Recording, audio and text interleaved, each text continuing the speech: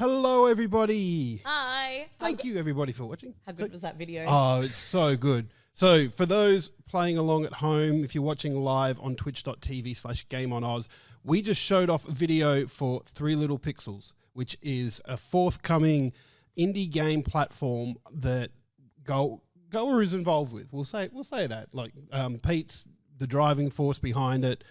It's going to be amazing. And you would have seen there that there was a few little snippets about what it is. It's basically pay for play. So not pay to play, pay for play. And what that means is that you pay off the game as you play it. So you play an hour or two of the game, you pay a portion of it. So it's going to be an amazing thing when it gets up and running. And as you saw there, the closed beta is hopefully getting off the ground. Not hopefully, it will be getting off the ground in December. So go to Three Little Pixels. I forget the website. I know we actually just got in Twitch chat. Hang on, let me scroll up. They also have a Discord server as well that you can join. I believe their Twitter is 3 Little Pixels. So you can follow more of them there. I just want to give a quick shout out as well. Obviously to everyone in chat, thank you for being here as soon as we started. You're amazing. But Arion, thank you for the sub, 20 months of subscribing to the channel, and also to SimmyCap, subscribed for 54 months. 54 month, Simmy, you so mad much. Woman, you. Much appreciated, and it's nice to see so many familiar faces today. That's it. But yes, the URL that you need to go to register for Three Little Pixels, reserve your gamer tag there is register.threelittlepixels, the word three, the word little and the word pixels.com/login, and you can secure your gamer tag there. I've got mine. I've got mine too. Yeah. I feel there's nothing worse than going to put in your usual gamer tag for it to already been taken,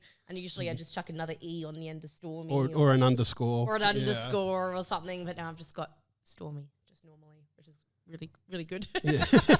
Jumped onto that nice and quick. So yeah, make sure you get into it. I think Gamma's just shared the Discord there as well, so you'll see a lot of familiar names and faces in that server too. So that's it. Discord.threelittlepixels.com, 3 spelled out the word as well, THREE.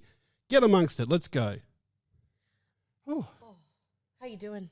I'm hot. Yeah, it's really warm in here, isn't it? It's been 30 degrees here today, and the studio is a little bit warm. I was worried that I had forgotten my jacket, but now I'm really glad. I'm really glad I didn't. Don't need to worry about that. I'm just, you know what bugs me about this though? It's the middle of the week. It's a Wednesday. It's this beautiful day, not a cloud in the sky outside. I'm going camping on the weekend. You want to know what the weather forecast is? Is it cold and wet? It's cold and wet. It's like 18 degrees and raining, and it's just like, why can't we have a day like this on the weekend? Yeah, please. It's not meant to be.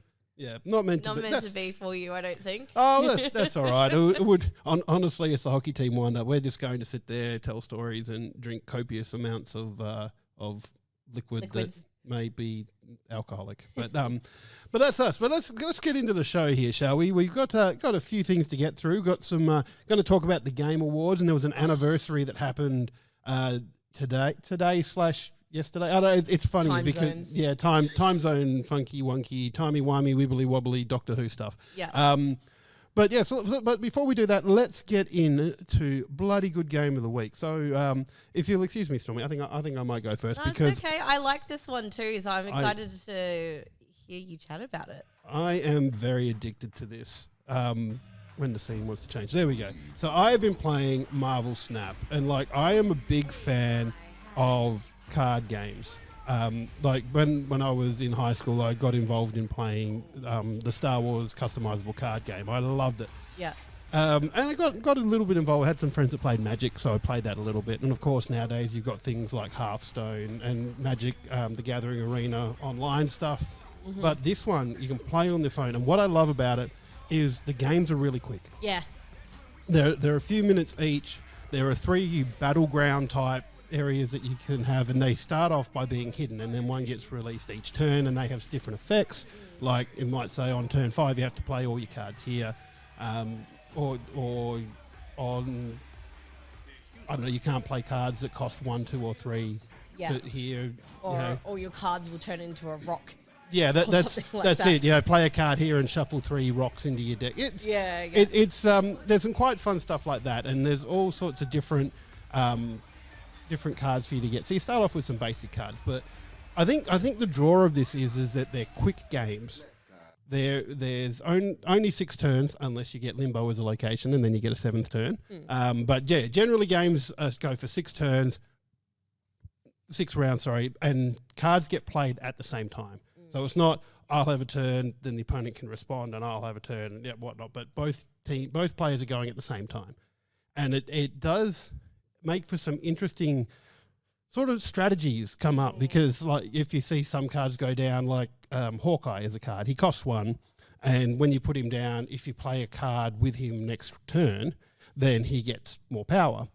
So you know that an opponent is going to probably play a card their next turn, which means that if you've got a card that says if opponent plays a card at the same location as this card when they're revealed, then something happens, you could just play that card there and get that whatever that text is happening. So it's quite good. I'm really enjoying it. I'm very addicted. Every time the dailies come out, I am just in with the dailies and the weeklies and everything. I've been playing it for less than a week. Anyway. Yeah, I was going to ask how long you've been playing it for, but I went through the same thing when this first came out. I was like, okay, I'm going to play this obviously because I really like Marvel and obviously a really good mix of characters. I don't know if you've got carried away with this yet. There's 2 things I really got stuck into the more I kept playing. Because there's that Tesseract button at the top, which increases I can't remember. Was it the number of points or the score that you get at the end? Yeah. So if you basically wager 1 Tesseract per. So if you win, you get 2 Tesseracts, and it increases your rank in the game. But if you feel like you've got a good enough hand and that you're going to win, you can tap the cube up the top and wager more. And if you win, then you win more. But if you lose, then you lose more. Yeah. But yeah, I would just get really arrogant and be like, yep, I'm pressing that one. And then I got carried away with that. But I also really liked, and this is probably just me as a Marvel fan, but getting to upgrade the cards, like the individual cards as you go. Because they start off as like a very 2-dimensional, very basic card. And then as you kind of upgrade them, their abilities don't change, but it's the actual artwork of themselves that increases in rarity. So they start to look a bit more 3D, or they'll have a few effects around the edges of the card and stuff. I like those little details. They were quite fun. I kind of do like the fact it doesn't affect the abilities of the card, because then I feel like they can run into a whole... Well, that's it, because then you run into the pay-to-win scenario. And like it's like any of these games. They're free to play. There's going to be some monetization in them, but this one doesn't feel pay-to-win. Like, because I haven't gone into that, because I generally don't look at that stuff. When I don't buy that stuff, especially when I'm just playing a mobile game. But it doesn't seem to be that. You can buy stuff to upgrade the cards, which just gets you different variants of said card. So it's it's a fun game, and I've been enjoying it. And like I said, they're just quick 3-minute games, 6 turns. You get a certain amount of cost that you can spend each turn, and it starts at 1 and increments up slowly. So and that kind of influences your deck building as well, because if you can only have 6 turns and there's only 1 round where you've got 6 cost that you can spend, you're only going to have 1 6-cost card in your deck, because there's no point in having anything else. Like, you really start, once you get into it and you start accumulating more cards, you do then get really stuck into the whole, oh my God, okay, what deck am I going to build and stuff like that. And you end up having your favorites, and then you get new cards, and then you have to replace them, and it's a whole thing. But yeah, I actually like how quickly you got it into it, because I just went through the whole thing of, once I learned how to play, it was always, oh yeah, I'll play 1 more. Oh yeah, I'll play. Okay, well, maybe 1 more, and then I was like up to like 2 o'clock in the morning. I'm like, okay, I maybe need to stop. Yep. Yeah, it's a bit like that. It does get like that. It is very, very Moorish. But that is my bloody good game of the week, Marvel Snap. I believe it's also coming. If it's not coming to PC, it's already out on PC as well. Oh, is it? Yeah, but I mean, the appeal to this for me is that it's a quick game that I can play on my mobile when I'm just on a little break somewhere. I'm on the train, so you can just pull out and have a go. So yeah, that's my bloody good game of the week. Very, very happy for that. And Stormie, I believe you've gone back to an old faithful. Well, I don't think I've actually made this my bloody good game of the week until I thought about it, and I was like, oh, you can all judge me what you like, but I'll tell you a couple of reasons why I enjoy it as well. So my bloody good game of the week, thanks to Aussie Broadband, is League of Legends, which is like, the reason I wanted to talk about it is because I hadn't played a game like League before until I only really got into it, I think maybe last year, and I was just so unfamiliar with the genre, and there wasn't really anyone I was particularly playing with too much at the time, and it has such a steep learning curve. Like, it is. I don't know how I persevered and had the patience to go, okay, you know what, I will keep learning, because at the beginning you'll start off pretty rubbish, and because they have so many champions all with their own unique abilities to play as. Oh, yeah. It's just like, it just felt like every game you went into, you were like, who's this? Who's this? I haven't seen this character before. Who, what? And then it's like, where did that come from? Like, I'm so amazed that I persevered with this one as much as I did, because now I'm so familiar with a lot of the characters now. Go into games, I do enjoy it, and I think it's almost the more that I know about the characters, the more competitive and the more grumpy I get, because I'm like, oh, I knew they were going to do that. Whereas when I started playing, I was like, oh, I didn't know that was going to happen. But now I'm like, damn it, I didn't know that, they were going to pop their ult here or dodge this or dodge that. But, I think the reason why I really got into it was mainly because I managed to find a good group of people to play with. And I think that goes for any kind of multiplayer game too. That's half the battle, I feel, because I when I played, and I don't play very often, I play every now and then, but like one of the things that put me off for a long time of playing League was how the reputation for how toxic the player base had. But I tell you what, playing the unranked stuff, my first couple of games I was being extra careful. Like, I was letting people know, hi, I've just started playing, don't hate me too much. Yeah. And more often than not, out of the 3 or 4 games I played in that first stint, people were saying, yeah, cool, and would send me friend requests and say, if you want to learn more, I will help you out. So there are some good eggs in there that will help. And if you've got a good group of people to teach you how to play the game, because you're right, it is complex. It's very overwhelming when you, especially if you're new to this kind of genre and you haven't played things like what is it? Dota and things like that too. It's funny you say that too, because I went into it going, oh god, you hear everywhere about how toxic League is and all that kind of stuff. And it just so happened that someone who I was in one game with and we were in the same lane playing together, she ended up being from Perth. And we must have been playing a lot and talking about that I was streaming and stuff like that too. Happened to bump into each other at the shops one day, which is so random. And then when the League of Legends finals happened the other week, it was first time that I properly hung out with her and a few other friends who we all just met through online and all found out that we all live in the same city together. And it kind of brought us together, which is really nice. So I think that's the main thing. Again, I think it goes for any multiplayer game, but I think that's why I particularly enjoy League, and I will probably recommend to anyone who might be looking at starting to play, is to play with a group of people and a group of patient people at that as well, because it is, again, a really steep learning curve, but all the characters are really great. Even watching when Arcane came out, that just fully threw me into the lore and stuff even more. Obviously, playing the game is very different to watching the show. But yeah, I don't know. I know a lot of people have bad experiences with competitive games like this one, but this one has given me pretty much all good memories. And I do genuinely, for the most part, when I'm in a good mood, enjoy it. So that's why League of Legends is my bloody good game of the week. But I also wanted to make mention, some other people were sharing their bloody good games of the week as well.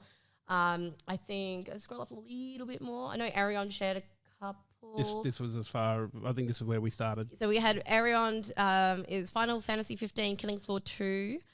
And then what else do we have? I couldn't read. Project Realm 4, which is his game that he's working on. Yeah, that's it. And then Gamey Face says, I've finished with Ghost of Tsushima, I think is what, Ghost of Tsushima. I need to start something new that's not open world. Any recommendations? And then I think further down said, I have RE7 on PlayStation Plus. Would that work? Because I haven't played a modern horror. And I'm going to be very biased and say, yes, play it. If it's on PlayStation Plus, definitely play it. It is probably the scariest one out of the franchise. Gamma's bloody good game of the week is Modern Warfare 2, which I've been playing too. But yeah, no, thanks for all sharing your bloody good games of the week and continue to do so. And thanks, Aussie Broadband. Yes, thanks very much, Aussie Broadband. So one more thing I think we need to talk about, because if you're watching live on twitch.tv/GameOnOz, you will see a nice little counter in the top left-hand corner there for Movember, because we're still doing Movember fundraising here at Game on Oz. So we do have the Tiltify link that you'll have in chat that you can donate through. And if you're listening to one of the podcasts, if you find us on Twitter at GameOnOz, just at GameOnOz, there'll be a link there that you can find and click to donate there. So we're currently sitting at $275.25 through the Tiltify link there. Amazing. But we noticed as well, because we do have a Movember team that's set up through the Movember website itself. And we've noticed that people have been donating quite a bit of money to that as well. And we thought, well, we're not going to get you to double up. If you've donated through the Movember website, we don't want to say keep donating to Tiltify as well and so we can get to the awards there. So what we're going to do is we're going to add the two together. We're going to do a little bit of conversion. Hang on, I just need to write this down and carry the thing. Because like Tiltify works in US dollars and the Movember website works in Australian dollars. So I'm just going to have to quickly convert this. So what's the exchange rate? Yeah, that's it. I think so. That's going to bring our total for Movember to $506.45 US for Movember so far. So, and there's a couple of good things. Well, one good thing and one not so good thing about that. It means that we've unlocked our Goa stream, Goa staff gaming stream. So we'll get that happening. Yeah, it's going to happen next Tuesday night. So be around for that. I'll be there. The not so good thing, it means that we've got a few exercises to do here, Stormy. Kind of forgot about that. Yeah, I tried to, but it didn't work. So how many exactly are we doing? Well, 60 in total. So if we split it between ourselves, that's 30 each. Okay. I need to figure out what I'm going to do. Oh, I was going to do squats. That's what I was going to do. I'm going to take my keys out of my pocket so they don't jangle. I have to get off my box, actually, because otherwise the weight of myself on this plastic box is going to create a hole in it. And we don't want to see that, so that's fine. And I'm going to do mine in Star Jump. So give us a second. Yeah, rip friggin' child. Also, Doormat said this, but I'll say it as well because I've also noticed it's looking pretty good. Yeah, it's coming in quite nicely now. I do like it. Okay. But everyone tell us while we're doing our reps, what else you're playing at the moment, and yes, tell us, and then I'll read them all out. All right, 30. Oh. 1, 2, 4.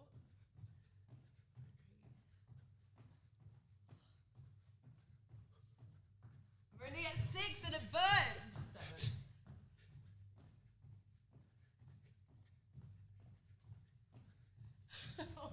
I've hit 10. 26, 27, 13, 28, 29, 14, 30. Oh, hang on, let me do the jump the other way. 16, 17, I'm feeling the burn. 18, I forgot. 19, you can start reading it out. 20. Okay, so what have we got? People that are playing. Doormat is playing Modern Warfare 2 on the gold camo grind. Sorry, I don't do a lot of exercise if you can't tell. I'm a little bit puffed. 25. Gamma's been playing Scarlet Nexus. Nice. Didn't that just come out on Game Pass, I think? Did it? I think so. Oh, I'm going to do my lightning recaps after this and be out of breath. And 30. Okay. Oh, that's oh, we're up to date at least now. All right, we're all up to date. Pray for me tomorrow if there's any more donations I have to do it for nuts and bolts. Okay. So, should we get into this lightning recap? Let's. So you can do the talking and I'll catch my breath. Yeah, I'll try and catch my breath at the same time. Okay. So, in terms of what's coming up in the next week, tomorrow, Goat Sims 3. Oh, yes. And on Friday, one that I'm personally looking forward to is The Dark Pictures, The Devil in Me, which looks brilliantly gory. Like, I have really enjoyed House of Ashes. I know I say that to a lot of people. I think it's The Dark Pictures, like, the best one so far out of the anthology. But this one looks especially, like, gruesome, so I think it should be really good. And, of course, can't forget on Friday, Pokemon Scarlet and Oh, Violet. yes. Who's playing Pokemon? Chat, tell us who's playing Pokemon. Yeah, and also which starter you picking, because I think that's the biggest. I think that's the biggest decision for any Pokemon player going to play the new games is which starter will you go for. I always have a laugh with Pokemon because they start off, they're so cutesy, and then you get to the end and it's, I will eat your soul. Yeah, literally, it does a full flip, like a full 180. So yeah, Pokemon Scarlet and Violet is obviously the big thing happening this Friday, and then next Tuesday is actually Evil West, which is I feel like really caught up with us. Yeah, I've not been. I must admit, I get a little bit. I got a little bit confused between Evil West and Evil Dead. No, Weird West. Oh, Weird West. Sorry. Yeah. I get a little bit like because I'm sitting there when I saw it come up. Go, Evil West is coming. What hasn't it already come out? But no, I was thinking of Weird West. Weird West. Yeah. Yeah. And then in terms of the latest Game Pass news, so of course Pentiment and Somerville are available now, and then tomorrow we will have Dune Spice Wars game review and also game preview and Ghost Lore game preview coming to PC tomorrow, and then tomorrow as well. There's a game called Lapin that's coming to day one to Game Pass, as well as a game called, I believe it's Norco, coming to cloud and console. November 22, we have Gungrave Gore, and Soccer Story comes to Game Pass on November 29, as well as Insurgency Sandstorm coming to cloud and console. And on November 30, Warhammer 40k Dark Tide comes to PC. Whoa, that's a big list of games coming. Yeah. I'm actually a little bit excited about Soccer Story. Like, I haven't played any of those sports story games before, but like they feel like they're cool. Like, they're a different spin on the sports games, and and I kind of want to give that a try, see how it goes. Yeah, I think like for me, the Dune one, because I had seen the movie and I quite enjoyed that. Interested to know what that's going to be like. So please let me know if you played the Dune Spice Wars game as well. Let me know. And then as well as that, in terms of the latest Goa news, in terms of reviews, there's the RimWorld Biotech by Elentric, and also a review for Pentiment by Zulu. And I don't know about you, Jim, but I have seen so many good reviews and reactions to Pentiment like all over the internet when that came out. Yeah, it's been... Only yesterday, I want to say. Yesterday or Monday? It was only like within the it last wasn't 2 that days. long ago. It wasn't that long ago. Like, we're talking days that it came out, and it looks really good. It looks like a really cool sort of historical, not piece. Like, it's set the way it's set in the in that particular time frame. It looks really good, and by the sound of it, it sticks pretty faithfully to that environment. Yeah. But yeah, that's the latest on the Lightning recap. Let us know if any of those games that are coming to Game Pass, or any of the games coming out this week, are ones you'll be picking up. And if you want to see more of our reviews and all our previous episodes of The Weekly Show and Nuts and Bolts, make sure you check out GameOnOz.com. Exactly. Great roundup. I love it. Thank you. One of these days I am going to get like a lightning sound effect so we can just have that there when we're ready to go. But yeah, it's always good timing when I bring out the Game Pass latest updates. So it's always the day before the show, so it's nice and fresh. Yeah. Thank you, Xbox. Speaking of Xbox, there's something popped up on my Twitter feed today, and I'm very excited and also at the time feeling very old. But the 15th of November, which is technically yesterday for us here, but it's the 15th in the States now. But the 15th of November, 2022 then, but that's not 2002, Xbox Live came out. Like, it was the first day that Xbox Live was released. It's the 20th anniversary of all those amazing multiplayer games that you have played on Xbox. Do you remember when Xbox Live? I kind of do, but I didn't have an Xbox at that time. But I do remember like going around and playing at my mate's place, and Halo was always the thing. And I think it's easy to look at it now and going, yeah, online gaming is the thing, but Xbox Live was the first real service that did that. Like, there was, I think the first one that I know of was actually on the Super Nintendo. But the way Nintendo did it in typical Nintendo fashion, and rather than trying to get people to download things, they actually like bought broadcast space on from some TV frequency that they used, And so you could only download this stuff in like a 2-hour window on a Friday evening type thing. So I think that was the first one I could remember. But even after that, PlayStation 2 had a network adapter, and some of the games had network play, but it wasn't all that good. Yeah. Remember that when you actually needed another device to connect your console to the internet, and it didn't come with Wi-Fi or a network port? But that's what the Xbox did totally differently. And it was its approach to online gameplay. And without Xbox Live, we wouldn't be where we are today with console multiplayer. I firmly believe that. Wow, 20 years ago. Yeah. So I don't want to know how old you are, Stormy. Don't tell me. I'm turning another year older on Friday, so... Good, we'll stick with that because, I don't... Well, I was going to say I didn't have an Xbox either, but probably for different reasons in 2002. But it's fine. It's okay. Gamma's saying in chat the Dreamcast had a broadband adapter.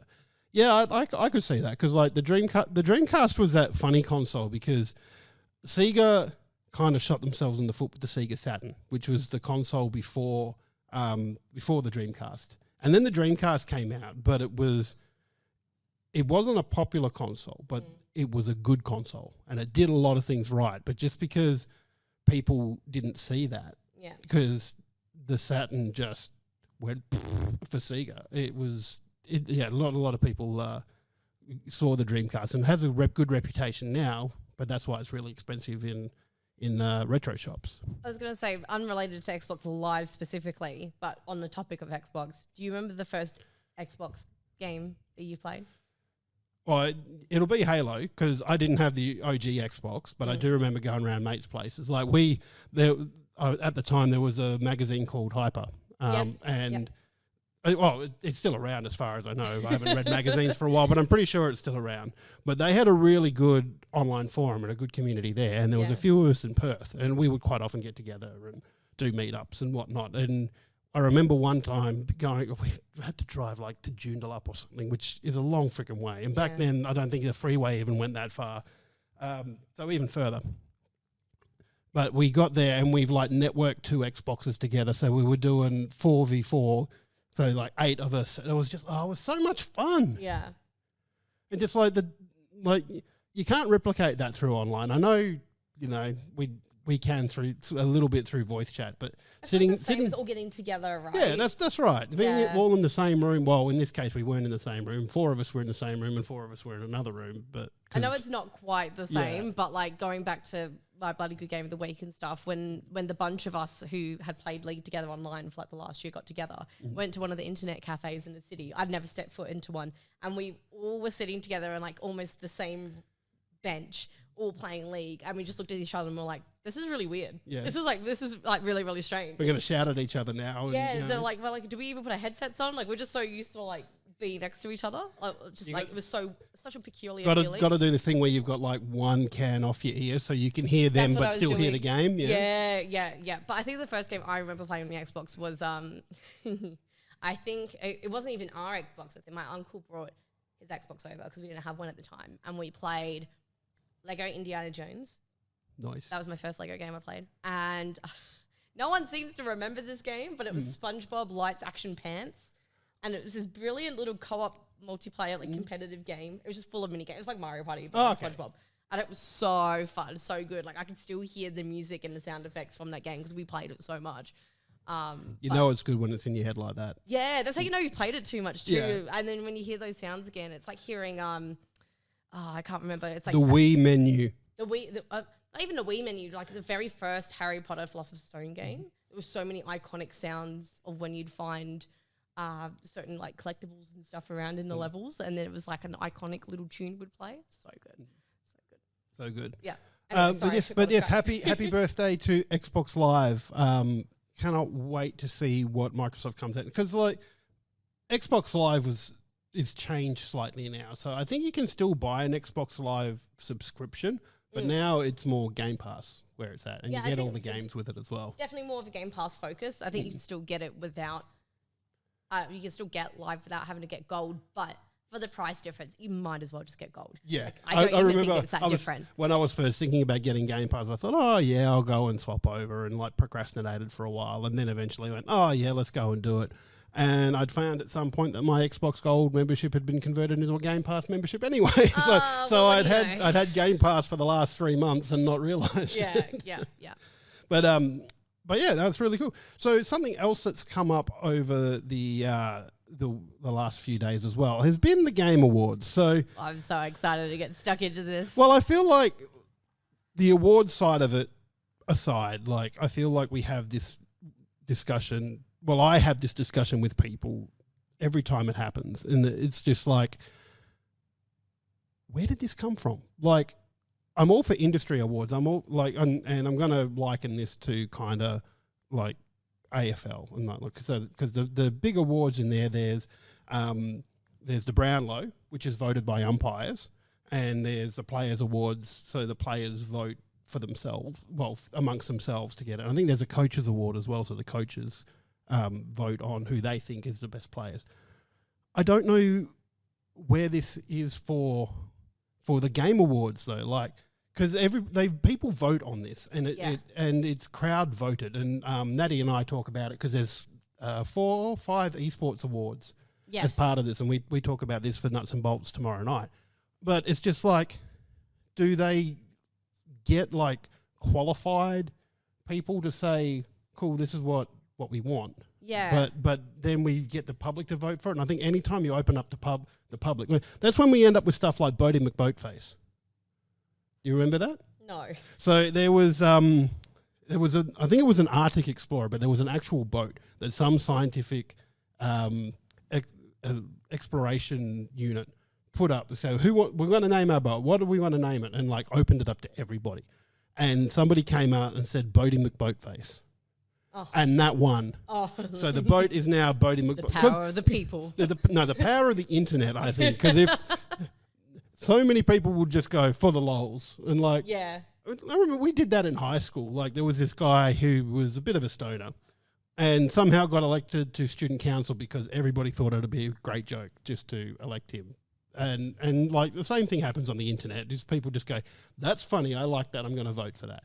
Well, I've just had a look to see, so I didn't actually know how the nominees were selected. Mm-hmm. And on the Game Awards website, it says the nominees for most categories of the Game Awards are chosen by an international jury of over 100 global media and influencer outlets selected for their history of critical video game evaluation. Each voting outlet completes a confidential, unranked ballot based on the collective and diverse opinion of its editorial staff, listing out its top 5 choices in each category, which is basically okay. it. So if there's a panel of learned experts that are doing that, why can't they choose these? Because I feel that leaving it up to the public, like, sure, you can have a vote for like fan favorite game of the year or fan favorite indie and stuff like that. But if you're gonna call this, if you're gonna try and market this as the industry award, you should be having industry veterans decide it. Apparently the way they do it, because it says how a winner's selected, winners are determined by a blended vote between the voting jury, so they get 90% and the public get 10%. So unless it's going to be a small fraction to get people over the line as a public standpoint. Well, that kind of says that voting's a waste of time then as well. It's a tricky one, isn't it? Raven, thank you for the resub as well. Appreciate you. Right. Yeah, but feelings for this aside, because like I don't know about you, but it feels like Game Awards kind of sprung up as a way to sell ads, but that's another thing entirely. But let's have a chat about some of the nominations. So Game of the Year is going to be the big one. So Game of the Year, we've got A Plague Tale Requiem, which Alentric reviewed for our website and loved it. Loved how it played. Elden Ring. I think that's no surprise, Elden Ring. Oh yeah, I don't think it's a surprise. Which Pete did the review for. Very entertaining. Yeah. Entertainingly written review. Very unique. Yes. Uniquely written review. Definitely go have a look at that if Please you want to. Go read it. God of War Ragnarok, which we had Grumpy on last week talking about. Yep. Horizon Forbidden West. Xenoblade Chronicles 3, which Mikey reviewed for GameOnOz.com. Then there's this one, Stray. So That was unexpected. It is, and Wait, hold on. But I'm also going to ask chat, is it unexpected? Like, did you guys expect Stray to be in the Game of the Year awards? And I'm not obviously saying that in a way where it diminishes its value. I'm not saying that at all. Because Stray is a very good game, but does it deserve Game of the Year honors? I personally thought I had my heart held out that Cult of the Lamb was going to be up there. If there was going to be an indie game up there, it was going to be Cult of the Lamb, based on like when we've done the previous episodes of the podcast, we're talking about how much it sold in such a short amount of time. Obviously, Stray had a lot of attention as well. And the only thing I personally saw, and this could be different for everyone, the only thing I personally saw about Stray is not so much how good the game was, and I knew people were enjoying the game, but the most that I saw of Stray were people going, oh, cute cat, cute kitty cat. And I'm like, I agree with that. It's very cute, but I didn't see it in the same way that people were, say, raving about Cult of the Lamb, for example. Yeah. It's at its heart, it's a very simple game. But here's the thing. So these are the categories that Stray's been announced for. And once again, I feel we need to stress, we are not saying that it's a bad game. It is a great game. You should play it. It's just, I think I found when I played it, I was looking for a purr button, and there is a dedicated. I think it was like a meow. Meow. Sorry, dedicated meow button, and I love that. So it's a good game, and you should go and play it. But it has been nominated for Game of the Year, Best Direction, Best Art Direction, Best Indie, Best Action Adventure, and Best Indie Debut. And I feel like what we're asking in terms of the number of nominations it has is to kind of look at it amongst the other games in the category too, because I love that. I think it rightfully deserves to be in the best indie game category. It's a really well done game.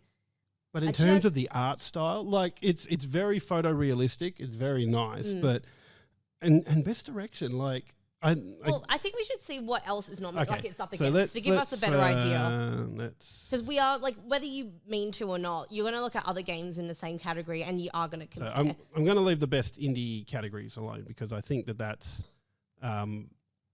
something different. Hang on, I haven't actually brought them up. So let's have a look at best direction and best art direction. Best direction and best art direction. So best direction. Elden Ring, God of War, Ragnarok, Horizon Forbidden West, Immortality, and Stray. But I feel I got to are we going to go through these categories and put our predictions out? I think we can pick a few. I think we'll pick a few as we go on because there's 31 categories, and if we're going to do that, there's going to be here all night. So that's best game direction, best art direction. Elden Ring, God of War, Ragnarok, Horizon Forbidden West, Scorn, and Stray. I like Scorn's there. It's very unique. So I would like to make a comment on these. And there is no denying that God of War, Ragnarok, Horizon Forbidden West, and Elden Ring are good-looking games. But if you tell me you're looking at art, I'm looking at a unique art style, not just how many pixels can we put on this. And like I said, when it's not a particular dig at these games, it's just like, to me, out of this list of best art direction, Scorn should win that because it's the most unique. It's the most interesting looking one out of those lot. Elden Ring has some amazing designs in there too, like boss designs and things like that. For me. And again, it's a funky thing, isn't it? Because when anyone looks at the Game Awards as an individual, you're going to go based off either what you've known, what you've watched, what you've played. So obviously, our opinions are obviously our own based on what we know of it. Like I loved Horizon Forbidden West, but having put a good fair amount of hours into Elden Ring, I'm like, this is I love the art style of it. So cool. Like I said, I'm going to leave the best indie and best indie debut categories alone because I think it belongs in there. That's where Stray belongs. Yeah. But best action adventure game. So in this category, we've got A Plague Tale Requiem, God of War Ragnarok, Horizon Forbidden West again. I should have gone through and counted up how many A Plague Tale, God of War, and Horizon got for nominations because there's a lot. But then the categories rounded out by Stray and Tunic. And honestly, if I would rank Tunic much higher than Stray in this one. I don't know. It's a funny game that seemed to have been picked as the indie darling for this Game Awards. I'm thinking about when I played Horizon Forbidden West, because I am still playing it on and off at the moment. I don't know if it's just me. I couldn't get into it as much as I did with the first one. The first one I was just obsessed with.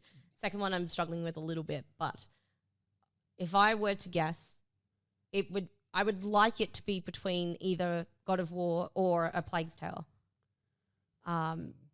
Tunic I haven't played, but I know you raved about it. So it would be really nice to see it come out on top of the other ones, but they're up against some really big contenders here. And I think the difference with Tunic as well, and I think why it probably won't win that particular category, is because it was a 2D platformer. I feel that, like, if you're going to do an action-adventure game, I think it's going to be between God of War and Horizon Forbidden West, and I'd probably more lean towards God of War because that's more recent in people's memory. In that category, but like Tunic itself is a great game, but it has moments where it can be frustrating because there are no instructions. But so is like Elden. Like you can almost argue Elden Ring's a bit of the same, where you're just kind of like, here you go. Yeah, like, but Elden Ring Elden Ring doesn't. Like, you can go looking for secrets, and I haven't played it, so I'm sure you can find secrets. But Tunic, to the point where one of the collectibles in the game is the manual. So if you've got to go around and collect pieces of the manual, and then you find out, like, I must have been an hour or two into the game, and I keep on coming across these platforms. And eventually you get the piece of the manual that says, oh, by the way, these are quick travel points. And if you knew the button to press right from the beginning, you could press the button and use it, but you didn't know what it was. So you thought it was just, I thought it was just a pressure plate, so I would stand on it. But so like it's an interesting thing. Because I'm reading like the little description underneath for the best action adventure game combining combat with traversal and puzzle solving. So it's a tricky one. The more I think about Horizon, the less fussed I feel about it in this category, maybe. Yeah, I don't know. Interesting one. I'm just going to check one thing, because there's also a best action game category.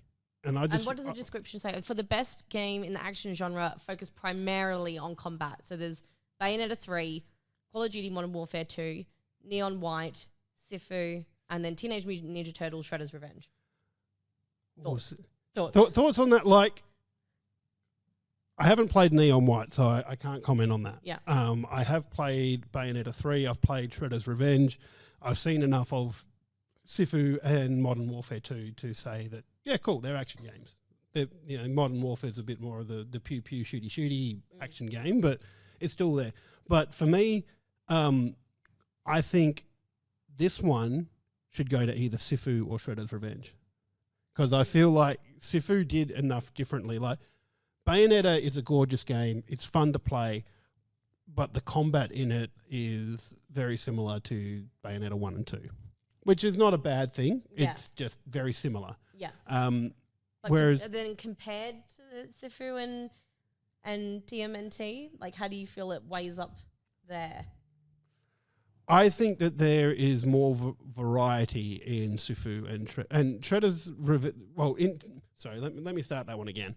There's more variety in the combat in Sifu, because Sifu was made as like a very hard hand-to-hand combat sort of a game. So I feel that puts it above Bayonetta in terms of best action game. I would like to see Sifu win. Like, I haven't played it, but I was watching Grumpy, who was here last week, play it on stream, I think not long after it came out. And I was like, this looks fantastic. I was like, this looks really challenging, but it looks really, really great. I'd like to see that one win over COD. Actually, I'm enjoying COD Modern Warfare 2, don't get me wrong. It would just be nice to see a different game. Is it just more COD though, is the thing? Yeah, I mean, that's what it, like, I had like a couple of people ask me when I streamed the other week, how is it? And I kind of just went, oh yeah, it's COD. But like, I don't think it does anything extraordinary. So I would like Sifu. Yeah. And I think I would like Sifu to win more than Shredder's Revenge, but Shredder's Revenge was such a good throwback. And this may be the nostalgia though. Yeah, well that's just what I was going to say. It might be the rose tinted glasses, where this was very much like Turtles in Time, which I absolutely played to death on the Super Nintendo. But there was enough different in it that made it its own game as well. Yeah. And it captured that, because like Turtles in Time was an arcade game as well. So it was that 4-player co-op. You'd all sit there at your arcade machine and play together. And this captured that spirit as well. And and expanded it, because it went from four players to 6 players. So you could do 6-player co-op, which looked very chaotic, but it's something you could do. And yeah, for me, there's probably a little bit of nostalgia in there as well. But look, I think in for this one, what else have we got? So let's have a quick look. So we talked about it, but we didn't actually make any predictions. So what do you think Game of the Year is going to be from A Plague Tale, Requiem, Elden Ring, God of War, Ragnarok, Horizon, Forbidden West, Stray, and Xenoblade Chronicles 3? I would really like to see Elden Ring get it, but I think God of War will. I don't know why I say that and sound disappointed. I feel like God of War's like I haven't played God of War. Yeah. I just feel like that's the predictable choice. I feel like Elden Ring feels like so long ago. God of War's fresh in people's minds right now, and I would love. I don't know. Think about when Elden Ring came out. Like that's all you heard about was Elden Ring, and our friends over at the OGR podcast, Oceanic Gaming Radio. If you want to go look them up, they were in danger of turning into an Elden Ring podcast. That's how much they were talking about it. Yeah. I mean, I would really like Elden Ring, even A Plague Tale. I haven't played it, but I've been watching other people play it, and just chat to people in general about that game, and everyone says how much they enjoy it. I think I kind of like going for like not the underdog, but I like to go for the least, well, maybe not the most popular choice. So yeah, Elden Ring, me personally, like I would, out of everything here, Elden Ring would be my Game of the Year. But I think God of War will get it. Yeah. You? I'm the same. I think in this category, it's a race between Elden Ring and God of War Ragnarok, and I think God of War just has that more recent memory in it that I think that it'll take it. Yeah. So, anyway, let's have. I'm going to bring up this one because it's the only nomination one of my favorite games of the year has gotten, and that's Best Score and Music. So in here we've got A Plague Tale Requiem, Elden Ring, God of War Ragnarok, Xenoblade Chronicles 3, and Metal Hellsinger. If Metal Hellsinger doesn't win this, I will riot. I'm actually Metal Hellsinger aside. This is the second or third time we've seen them.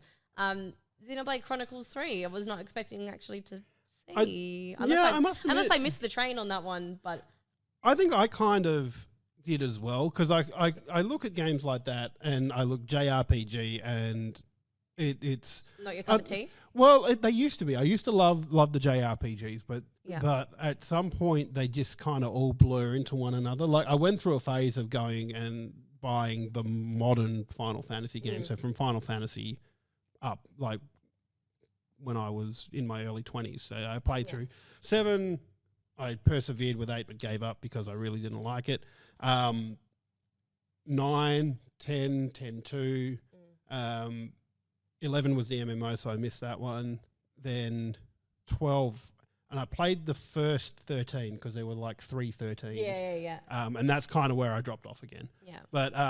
But they all kind of blur into each other, you know, and I feel a little bit that way about things like Xenoblade Chronicles and a few other like JRPGs that are out there. They just, they don't hold. They look great. They look amazing. They've got some good combat in them, but they all just sort of blend. And it does feel like I've snoozed a little bit on Xenoblade Chronicles 3. What else do we have? So Metal Hellsinger win that one, or I riot. Games for Impact. Now, I kind of like that this is a category, and I would like to raise this one. And I must admit, I only know one game. So do I think I know 2, but only one of them, I think. I don't know. Sorry. But anyway, so the text for Games for Impact is a thought-provoking game with a pro-social meaning or message. So there's A Memoir, Blue, As Dusk Falls, Citizen Sleeper, Endling, Extinction is Forever, Hindsight, and I Was a Teenage Exocolonist. It took me a little while to register what that word was in my head. But and the only one I've seen anything of in this is As Dusk Falls. Yeah, And likewise. I've seen that as a really great story-driven game. Yeah, and then I think I've seen little glimpses of Endling Extinction is Forever.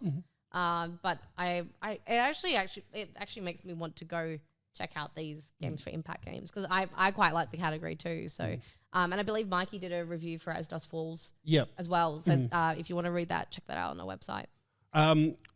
So best mobile game, and I feel like this gets sniggered at a lot because it's mobile, but I'm very happy because Marvel Snap has been nominated. Marvel Snap is on there. Along with Apex Legends Mobile, Diablo Immortal, Genshin Impact, and Tower of Fantasy. I feel like Genshin will get it. I don't know. I know that's probably not what you want to hear. But I played a bit of Genshin on PC when it first came out, and I quite liked it. But it got to a point where there were lots of gacha mechanics. Like if you wanted to keep getting all the bits and pieces, you needed to spend money, and And at the time, I think I was playing 3 MMOs, so I just went, you know what, this one I'm just going to skip. But look, and say what you will about Diablo Immortal, but if you just wanted to play the game and do the story content, that was an amazing game. I remember us covering that when it first came out because of all the drama and stuff surrounding it. So I'm actually quite impressed because obviously if people have to put in their top 5 or the jury, has to put in the top 5. To see Diablo one here, I think, I'm surprised maybe League of Legends Wild Rift isn't there, maybe. I mean, I'm a bit biased. I play a lot of Apex, not on mobile, but on PC. But I do know it has quite a big following because I could be wrong, don't quote me on this. I think they've got exclusive Legends to mobile and stuff too. But I've played a fair amount of Genshin, and the same as you, got to the part where it got a little grindy. But it runs really well. Like I almost went hardcore into it where I had my Xbox controller, had a little stand for my phone, and I was playing it in bed. And and that's what I think for me, like mobile gaming isn't there for me. It's to the point, by that I mean it's not there for me to sit down for hours on end and play on my phone, even though that's what I do with Marvel Snap. But it's a game that you can sit there, you can hold it in one hand, you can flick, you can just go click and drag, and it's just a nice, simple game that you can play with. Like the other games that I go to the most on my phone are like the Sudoku and stuff like that because they're just nice, simple puzzle games that if I get interrupted with on my phone, it's not going to be the end of the world. Like for me, for example, because I don't drive just yet, and I can be traveling quite a while to get between places and things like that. That's probably where I probably play a bit more involved, I guess, mobile games. Like I'll play like Marvel Snap in between a quick trip somewhere, but like if I was going on an hour and a half journey and maybe whip out some Genshin or something like that. So interesting one. Yep. So best indie, Cult of the Lamb. Yes. Got a nomination. I was getting worried when I didn't see it for Game of the Year. I was like, what do you mean it's not Game of the Year? But Cult of the Lamb, Neon White, Sifu, Stray, and Tunic. So it's a nice lineup, I think. I think it is. I've seen the trailers for Neon White, but haven't really seen any gameplay, so I can't comment too much on that. But that is a very good lineup. My only concern about this is because Stray has been nominated for Game of the Year, and none of these other games have, that Stray will just straight up win this. Yeah, because if so many people have put Stray for their Game of the Year, think about how many people would have also put it for Best Indie. Yeah. I feel... How many people will sit there and go, it's never going to win against God of War and Elden Ring and A Plague Tale and Xenoblade Chronicles 3. I feel sorry for it. Let's give it Indie of the Year. Again, I just, I really want Cult of the Lamb to win this. I really, really want them to. They definitely... Oh, man. I'm going to be so upset if they don't. I will actually, that will be my Metal Hellsinger. I will be upset. Stormie will riot. Best adaptation. So this is best creative work, not video game, of a video game property. So, for instance, Arcane for League of Legends, Cyberpunk, Edge Runners, The Cuphead Show, Sonic the Hedgehog 2, the movie, and Uncharted the movie. I've seen 3 of these. I've seen Arcane, Sonic the Hedgehog 2, and Uncharted. Gotta be honest, I don't think Sonic the Hedgehog 2 and Uncharted are good enough to get anywhere near Arcane.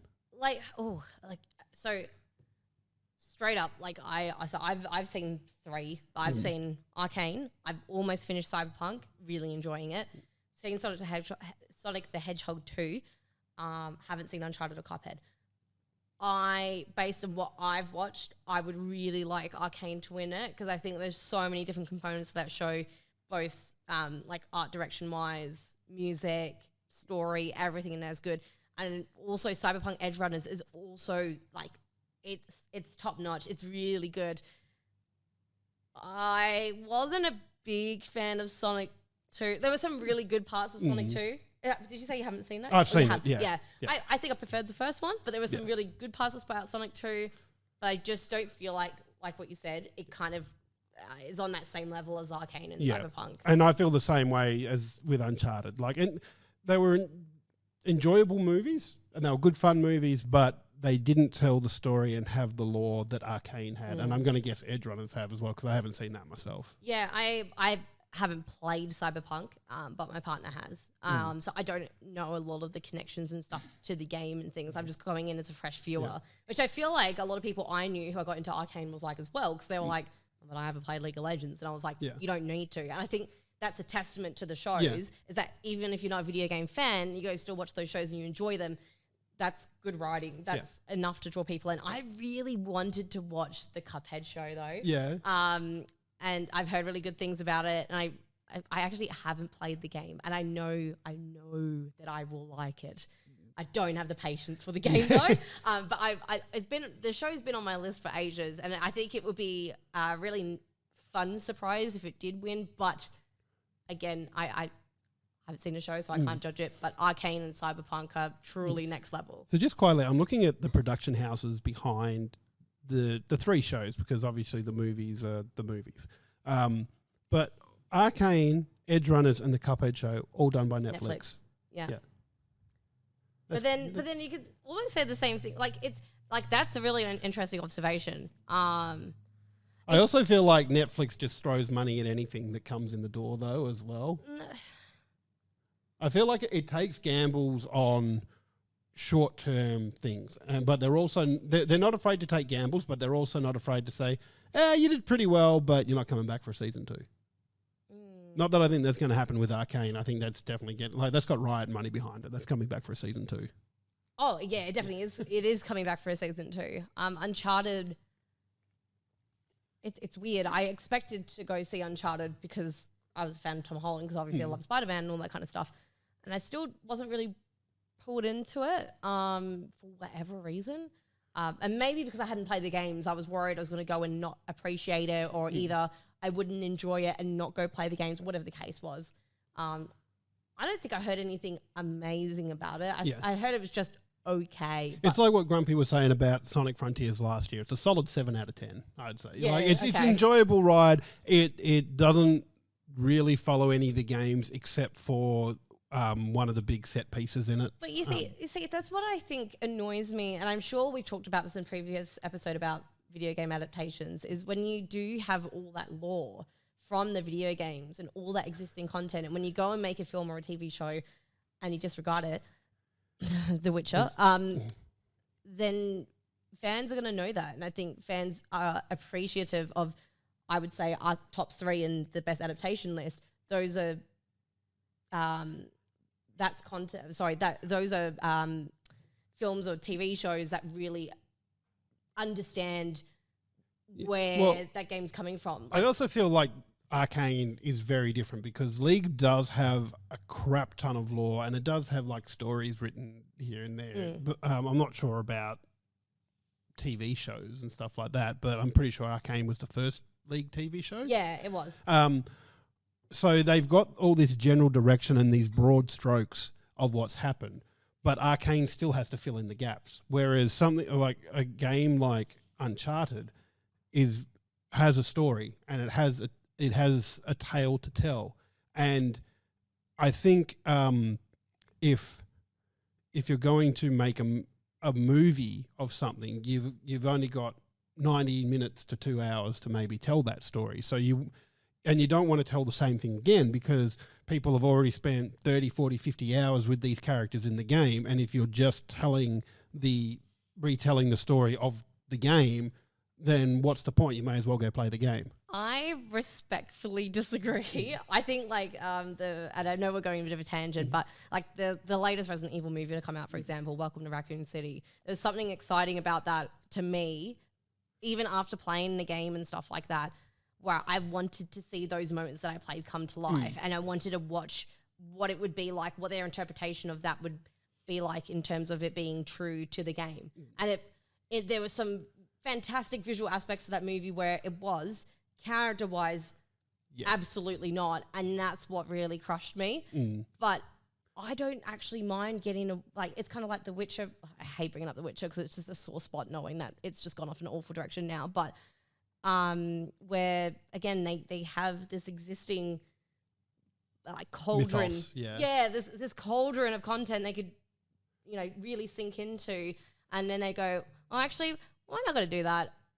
We're just going to do our own thing. And I feel like that's just a total disservice to like the fans. I think in some cases it is, and especially where there's a lot of lore. But in terms of Uncharted, I think they're thieves. You make it a heist movie, and like I said, the only thing that I was kind of disappointed about in it was that they didn't sort of swing to that supernatural element at the end. Yeah.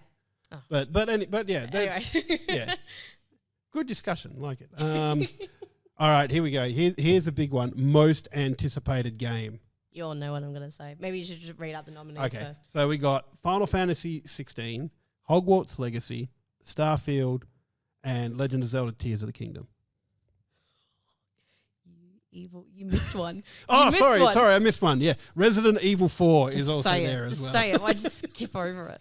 I obviously Resident Evil 4. You can shout at me all you want. Oh, it's a remake. It's not a new game. Let me have it. Like look, even I know I know Raven was going to say Resident Evil 4 as well. Again, I've argued this before. I think instead of just replicating the original game or doing a remaster, what Resident Evil does with their remakes, which is, for example, what they did with 2 especially, it's so well done and so fresh. It almost feels like you're playing a new game. God, I can't wait for that. That is so high up on my list. I mean, I don't really have to guess. I mean, I'm sure yours is Final Fantasy. Oh, yeah, 16. Of course. Yeah. No, honestly, if you'd asked me like 10 years ago, it would have been quite a toss-up between Final Fantasy 16 because I absolutely loved the Final Fantasy series, but I didn't play 15 and I don't intend on playing 16. Just I don't have the time to put into big games like that anymore. So for me, it's going to be Tears of the Kingdom. There's nothing else that it can be for me. A little bit into Starfield, but once again, it's just that big game, and I really only have time for one big game at a time. That's true. I mean, Starfield, after I visited the Bethesda thing, I didn't show much of Starfield at PAX anyway, but, not PAX. What do they call it? The Worlds of Bethesda or whatever. I didn't really show too much of that. As a Bethesda game, I'll probably say Starfield's the second on my list, only because I haven't finished Breath of the Wild. Otherwise, I'm sure that will be a close second to Resident Evil. I just I follow a few Zelda theorists on YouTube, and I'm not surprised you do. No, and I don't watch the content where they speculate what's going to be in Tears of the Kingdom because I like being surprised. It's the same reason where I don't. I barely even watch trailers for movies because I like going into things surprised. Fresh. But Breath of the Wild was just such a good game. It was a big shake up for the Legend of Zelda series and much needed breath of fresh air, no pun intended. Actually, no, I'm going to own that. Pun intended. But yeah, and Tears of the Kingdom is just going to be so amazing. There are other also. I wouldn't call them the highly anticipated because they didn't make the highly anticipated games. But I know Gamey Gameface said this, and I'm looking forward to Forspoken. Poor thing. That poor game's been pushed back a few times now. And Skull and Bones as well is one that I'm going to keep my eye out for. But if I'd like to see something win here, I'd like to say Resident Evil 4. But I think Tears of the Kingdom will win. Yeah, I'm not so sure. I think Starfield might be up there. Because I think there's enough other people that have been looking forward to Starfield for a while. Yeah. Whereas like you get all the Nintendo people going Tears of the Kingdom, at least Starfield's got a bigger base to play with. Yeah. Cool. All right. Well, there are much more. Are English good? But there are so many other categories here. Words good. Yeah, I do good words. I am so smart. SMRT. I mean, but yeah, there are a lot of other categories that you can go and catch for the Game Awards. Even some esports ones, which Natty and I speak about in Nuts and Bolts, which you can watch tomorrow night at twitch.tv/GameOnOz there. But for the Game Awards in general, December 8th, which will be December 9th for us here in, the proper part of the world where we do time right. Hello from the future, everybody else. But yeah, so catch it then, 8th of December. I'm sure we'll see lots of trailers for games and things that people have paid for. Fingers crossed. Yeah. We'll have another little gaming mascot walk out into the stage. Yeah. Do you remember when the Elden Ring, I can't remember what it was called, the pot came out? No. You don't remember that? Was that the Game Awards or were we making stuff up? I can't remember. Anyway. I must admit, I do when I wake up, because usually I wake up and then I watch the thing, and then I might watch part of it and then get bored and then just read a recap of stuff that's come out because I go, I'm not interested in that game. I'm interested in that game. I'll go look up it. I like watching everything. Adds to the suspense. But that is coming very shortly.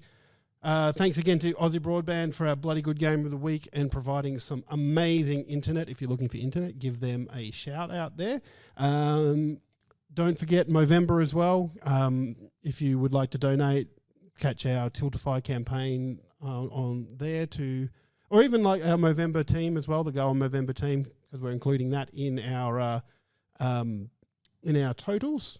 I think that's about it. I think I've covered all the bases. I think. Yeah, I think you've got everything. And then I can't wait to chat after the Game Awards as well. Obviously, we're doing more episodes between then, but I think that will be a really fun. Yeah. that will be a really spicy discussion, I reckon. Can't believe Stray won so many bloody awards. Yeah. No. But yeah, I cannot wait to see that. And we will catch everybody next week.